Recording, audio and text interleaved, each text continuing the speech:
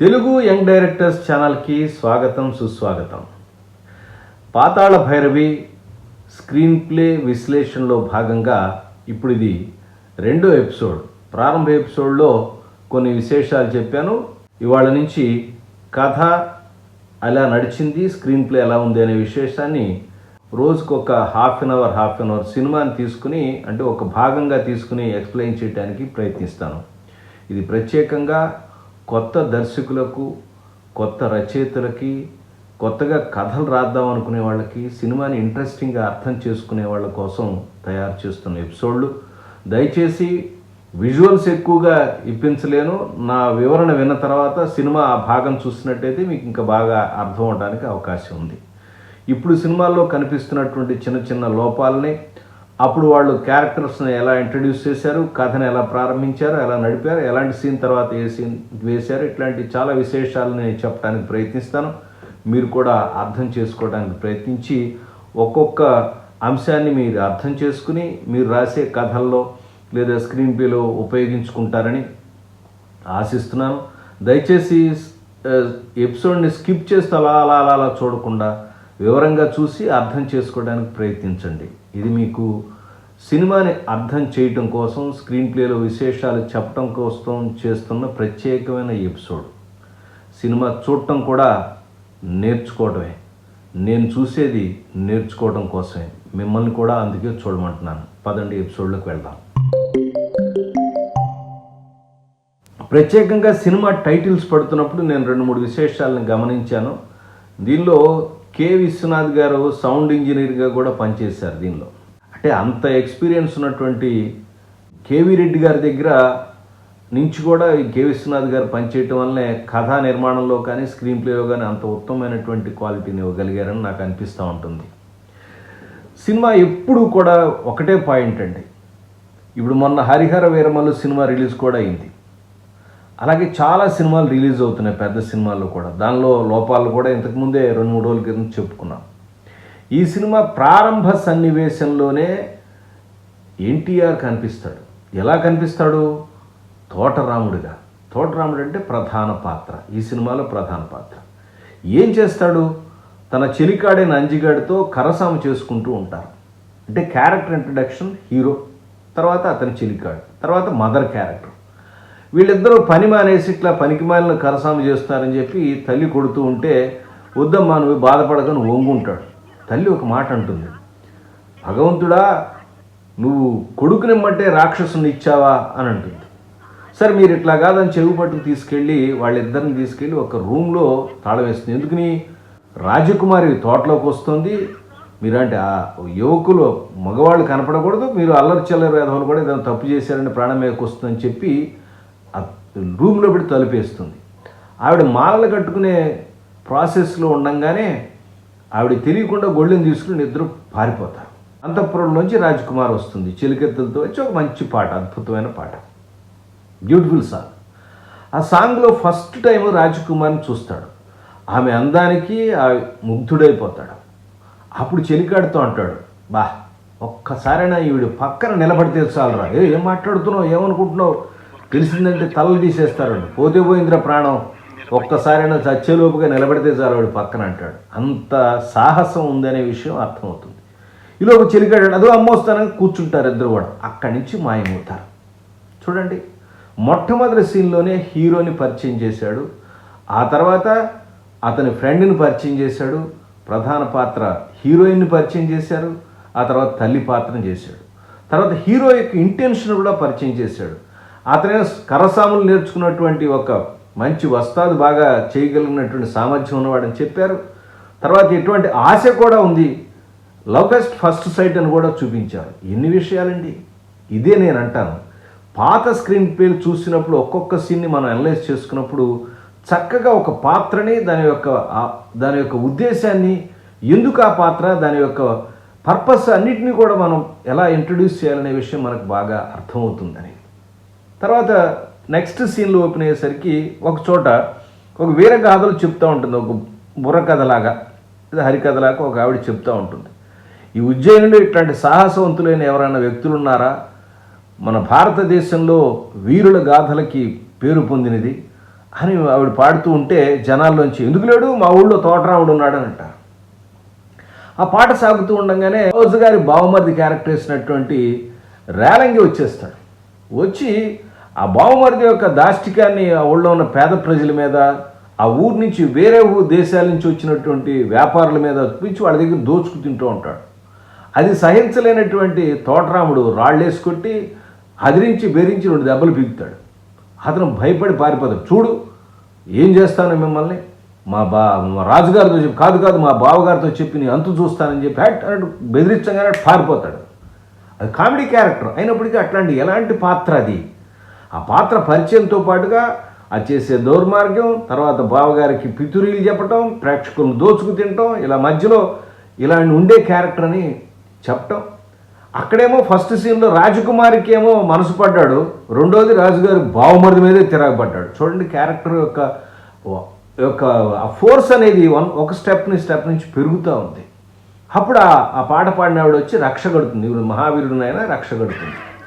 Character scene to scene ఎక్కడ కథ నడుస్తుంది, తర్వాత దాని క్యారెక్టరైజేషన్లో డీటెయిల్స్ కూడా చెప్తున్నారు. చెప్పిన విషయాన్ని చెప్పటల్లా కొత్తగా చెప్తున్నారు, దానిలో కథను ముందుకు తీసుకెళ్తున్నారు, క్యారెక్టర్ని ఎన్హాన్స్ చేస్తున్నారు. ఇది మనం తెలుసుకోవాల్సిన అంశం. డైలాగులు కూడా చాలా అద్భుతంగా రాశారు. డైలాగుల్లో కొడుకుని కాదు రాక్షసుని ఇచ్చావంటే అంచి క్యారెక్టర్ చెప్తాడు. రాక్షసుడు అంటే రక్షించేవాడు, రక్షించడం అంటే రాజమ్మ అంటాడు. అంటే భవిష్యత్తులో ఇతను క్యారెక్టర్ రాజవుపోతుందని డ్రామాటిక్ షాడోయింగ్గా అయి ఉండొచ్చు కాక. సరే అట్లా ఆ సన్మానం పొందుతాడు, ఇంటికి బయలుదేరుతాడు ఇతను.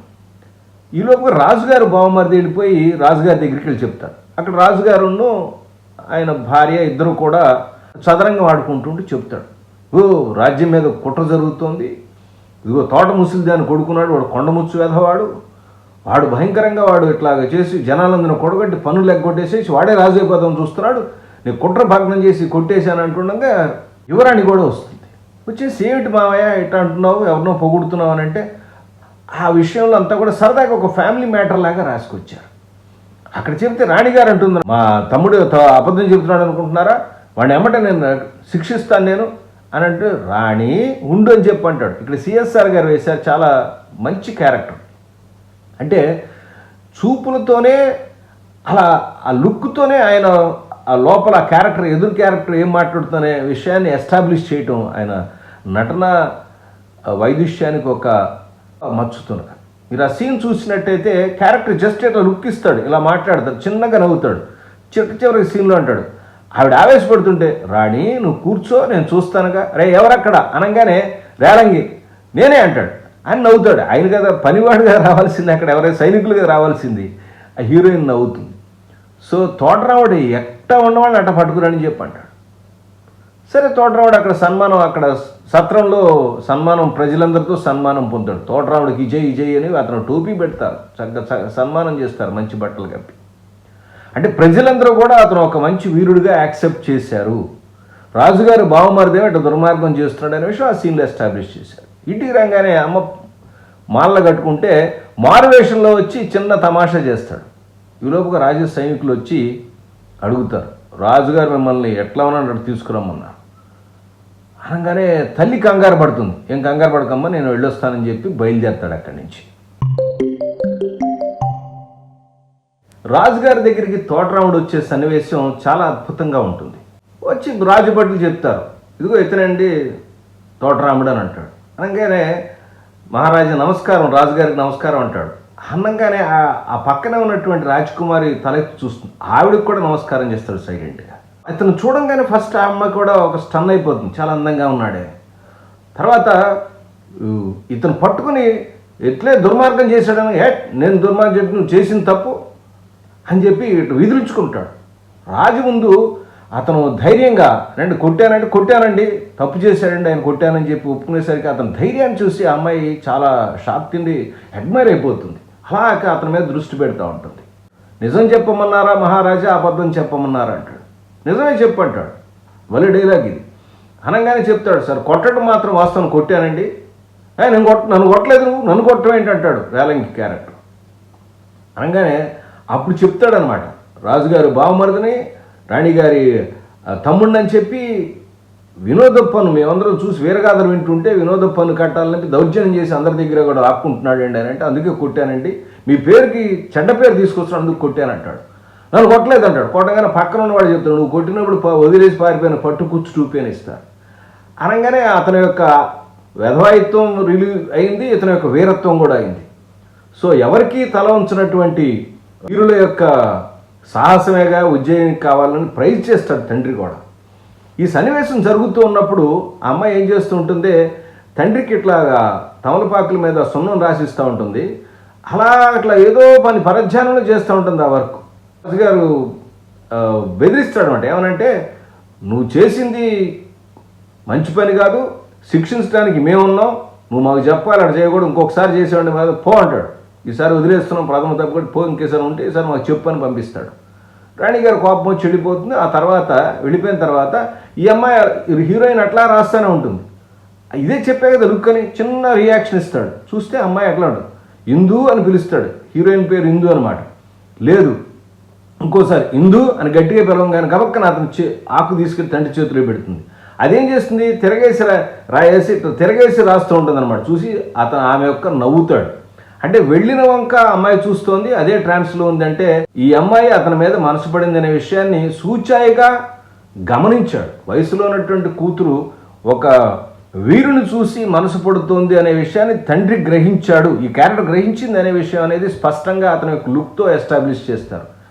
ఇది నటించే నటులు కానీ లేదా డీటెయిల్స్ వర్క్ చేసే దర్శకులకు కానీ చాలా అద్భుతంగా ఉంటుంది రాసే విషయం. కానీ ఒక్కొక్క క్యారెక్టర్, ఈ 3 క్యారెక్టర్లో దెబ్బలు తినలేదనేటువంటి బొంకేటటువంటి బావమర్ది క్యారెక్టర్ రేలంగి క్యారెక్టర్, రాజుగారైనా ఎవరున్నా సరే ధైర్యంగా నిర్భయంగా చెప్పే హీరో క్యారెక్టరు, తర్వాత తన తమ్ముడిని శిక్షిస్తున్నారే సరిగ్గా నేను చెప్పాడు విట్టలేదనే అక్కస్తో వెళ్ళిపోయినటువంటి రాణి క్యారెక్టరు, చూడంగానే అందమైన వాడు ధైర్యమైనటువంటి వాడు వచ్చాడే అని అంతఃపురం నుంచి ఫస్ట్ టైం తన రాజ్యంలో ఇట్లాంటి వీరుడు ఉన్నాడని చూసి ప్రేమలో పడ్డటువంటి హీరోయిన్ క్యారెక్టరు. ఏదైనప్పటికీ చట్టాన్ని నీ చేతిలో తీసుకోకూడదు, రాజులు మేము శిక్షించాలి అని తన అధికారాన్ని కాపాడుకుంటూ అతని వీరుని శిక్షించడం, అంటే బాంబరు తప్పు చేస్తే అతను శిక్షించడం తప్పు కదా, అధర్మం కదా అని ధర్మంగా ప్రవర్తించే రాజు క్యారెక్టర్. చూడండి, ఇన్ని క్యారెక్టరైజేషన్ ఒకే సీన్లో పండింది. ఇదే మనం పాత సినిమాలను చూసి విశ్లేషించుకోవాల్సిన విధానం. ఇంతకుముందు 2 సీన్లో హీరో యొక్క హీరోయిజం, ఇంట్రడక్షను, హీరోయిజం, అతని క్యారెక్టరైజేషను, హీరోయిన్ చూడటం, హీరోయిన్ మీద ఒక అభిప్రాయాన్ని రాజుగారు రాణి గారు ఉండంగానే యువరాణికి ఒక్కసారిగా సలాం చేశాడు. అంటే భయం లేకుండా అంత నిర్భయంగా. ఆ తర్వాత వచ్చే సీన్లోంచి హీరోయిన్ యొక్క వెర్షన్ చూపిస్తారు. ఇది చాలా చక్కగా ఉంటుందన్నమాట. ఆ కారిడార్లో అటు ఇటు తిరుగుతుంటాడు రేలంగి క్యారెక్టర్. తిరుగుతుంటే ఇందు వాడు నన్ను కొట్టాడు, నువ్వు నమ్ముతున్నావా అంటే, కొట్టలేదు అని కాదు, నమ్మట్లేదు అంటుంది. నవ్వుతూ ఉంటారు అందరూ కూడా. నిజంగా నాకు కొట్టలేదు, నిజంగా కూడా చెలికెత్తలు అందరూ నవ్వుకుంటూ వెళ్తారు. అంటే అతను చెప్పే మాటలు నమ్మట్లేదనే విషయాన్ని ఆవిడ డైలాగుల్లో పెద్దగా చెప్పకుండా నవ్వితే ఏంటి, ఒక విషయం ఏదైనా చెప్తున్నారు అనుకోండి, నవ్వు పరిహాసం చేస్తున్నారంటే చాలేవా అన్నట్టుగా వెళ్ళిపోతుంది అనమాట.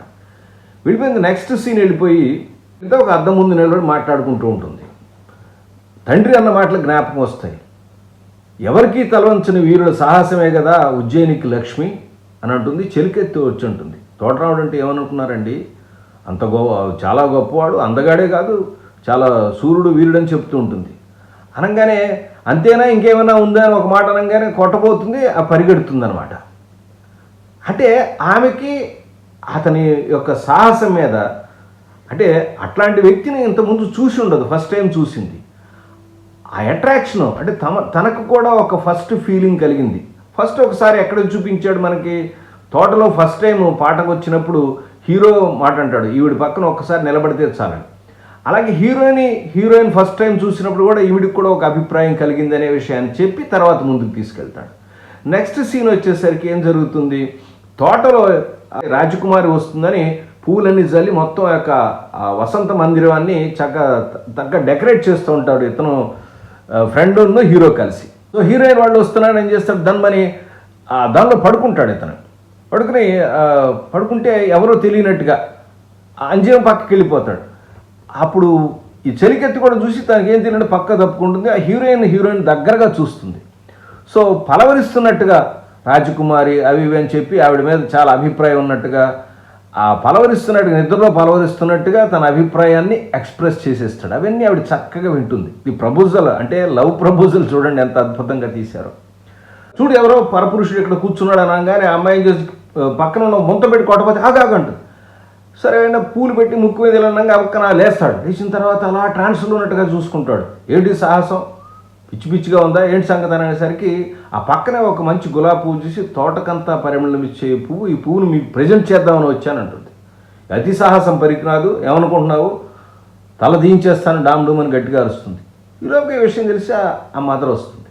మదర్ రాగానే చెప్తుంది, అయ్యో పొరపాటు అయిందమ్మా, క్షమించమ్మా అని చెప్పానంటుంది. నాకు ఒక్కగానొక్క కొడుకమ్మా, ఏమనుకోవద్దు, పొరపాటైంది, ఫస్ట్ తప్పుగా క్షమించని చెప్పానంటుంది. వాడిని పక్కకు తీసుకెళ్ళిపోతుంది. పక్కకు తీసుకెళ్ళిపోయిన తర్వాత ఆమె ఓన్లీ తన యొక్క గడుస్తనాన్ని చూపించడానికి అలా అంతే తప్పితే అతని మీద మంచి అభిప్రాయం ఉంది. అంతకుముందు సీన్లో మనం అతను చూడటం అనే దాన్ని చూపిస్తారు కదా, అతను ఇచ్చిన పువ్వును తీసుకుని అట్లాగా వాసన చూస్తుంది. అంటే యాక్సెప్ట్ చేసింది. అతను ఇచ్చిన పువ్వుని 10 మంది ముందు వచ్చి అని గిరాటి కొట్టినా ఏకాంతంలో దాన్ని యాక్సెప్ట్ చేసింది. అంటే మానసికంగా తను యాక్సెప్ట్ చేసింది అనే విషయాన్ని ఇలా వాసన చూస్తుంది. వాసన చూడంగా అనగానే ఘాటు, అక్కడో పాట పెట్టారు. ఎంత ఘాటు ప్రేమయో, ప్రేమ ఘాటుగా ఉండడం ఏంటండి, కారం ఘాటుగా ఉందంటారు కానీ, అంటే ఘాటైన ప్రేమ అంటే మోటు ప్రేమ అంటే ఒక సాధారణమైనటువంటి ఒక ప్రజల నుంచి వచ్చిన వ్యక్తి రాజకుమారిని ప్రేమించటం, ఘాటుగా ప్రేమించటం. అదే పదప్రయోగం కూడా పెంగళి గారు వాడారనమాట. సరే, ఒక పాట ద్వారా వాళ్ళ భావనని తెలియచేసుకుంటారు. ఇక్కడ దాకా జరిగినటువంటి హాఫ్ అన్ అవర్ కథలో హీరోయిన్లని ఇంట్రడ్యూస్ చేయటం, వాళ్ళ మధ్య ఒక రకమైనటువంటి అంటే ఎక్స్ప్రెస్ చేసుకొని, ఒకరు డైరెక్ట్గా ఎక్స్ప్రెస్ చేసుకొని ప్రేమ భావం అనేది బలపడింది. అంటే హీరోయిన్ అంటే ఆయనకి ఇష్టము, హీరో అంటే ఈమెకి కూడా ఇష్టము. ఈవెందో లేదా ఒక కామన్ మ్యాన్ అయినప్పటికీ తను రాజకుమారి అయినప్పటికీ కూడా అతని యొక్క ప్రేమను యాక్సెప్ట్ చేసింది అనే విషయాన్ని ఈ అరగంటలో ఎన్ని క్యారెక్టర్లు ఎస్టాబ్లిష్ చేసి దాంతోపాటుగా ఈ ప్రేమను కూడా ఎస్టాబ్లిష్ చేస్తాడు దర్శకుడు. ఇదే కేవీ రెడ్డి గారి దర్శకత్వ ప్రతిభ. ప్రతి సీన్లో ఒక్క సీన్ కానీ ఒక్క షాట్ కానీ వేస్ట్ అయిన సీన్ అంటూ దీనిలో లేదండి. చూస్తుంటే మనకు ఆశ్చర్యం కలుగుతుంది. ఇన్ని సంవత్సరాలైనా కథని చెప్పే విధానం, కథను నడిపించే విధానం, క్యారెక్టర్స్ని ఇంట్రడ్యూస్ చేసే విధానం, అలాగే సంభాషణలు, ఒక్కొక్క సంభాషణ దానికి ఒక మీనింగ్ఫుల్గా రాయటం. అంటే అన్నెసరీ డైలాగ్స్ లేవు, అన్నెసరీ షార్ట్స్ లేవు, అన్నెసరీ సీన్స్ లేవు. ఇదే మనం పాత సినిమాల నుంచి నేర్చుకోవాల్సింది. ఈ కథ చెప్పడం తెలియకే కదా, ఈ స్క్రీన్ ప్లే రాయటం తెలియకే కదా, ఈ స్క్రీన్ ప్లేని ఎలా ఏర్పాటు చేయాలో తెలియకే కదా 100 కోట్లు, 50 కోట్లు, 150 కోట్లు, 200 కోట్లు సినిమాలు తీసి మన బాక్స్ ఆఫీస్ దగ్గర బొక్కబొర్లు పడుతున్నారు. అందుకే పాత సినిమాల్ని తప్పకుండా విశ్లేషణ చేసి చూసుకోవాలి. అందుకు ఈ లెసన్స్ ఉపయోగపడతాయని నేను అనుకుంటున్నాను. ఈ హాఫ్ అన్ అవర్ అయింది, ఇలా చెప్పుకుంటూ పోతే ఎన్ని గంటలని చెప్తాను. నెక్స్ట్ సాటర్డే ఆ తర్వాత అరగంట ఏమైందో ఆ కథని మీకు అందించడానికి ప్రయత్నిస్తాను. తప్పకుండా ఈ అరగంట భాగాన్ని సినిమా అంతా చూసేసి అయిపోయింది అనుకోకండి. నేను ఎక్కడి దాకా చెప్తున్నానో, నేను చెప్పిన దానిలో ఇంకేమన్నా బెటర్మెంట్ పాయింట్స్ ఏమన్నాయో కూడా ఐడెంటిఫై చేసుకుని మీరు మనసుకు పట్టించుకోవడానికి ప్రయత్నించండి. ఈ ఎపిసోడ్ యొక్క ఉద్దేశం అదే. ఒక హాఫ్ అన్ అవర్ ఎపిసోడ్తో మళ్ళీ కలుస్తాను. అప్పటిదాకా నమస్కారం.